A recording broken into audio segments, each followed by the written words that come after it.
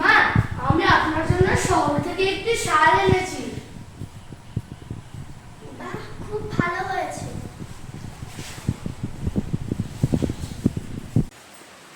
মা, আমি যে কালকে আপনাকে শহর থেকে একটি শাল এনে দিলাম, আপনি ওটা ব্যবহার করছেন না কেন? আসলে এই গ্রামে আমার অনেক সন্তান, মা আরো অনেকে আছে।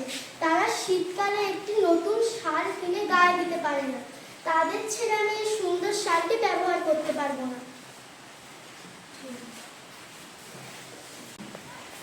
মা, আজকে আমি সকলের জন্য শাল এনেছি।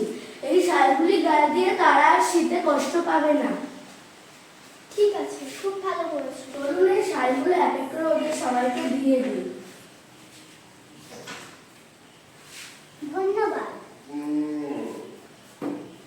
ধন্যবাদ।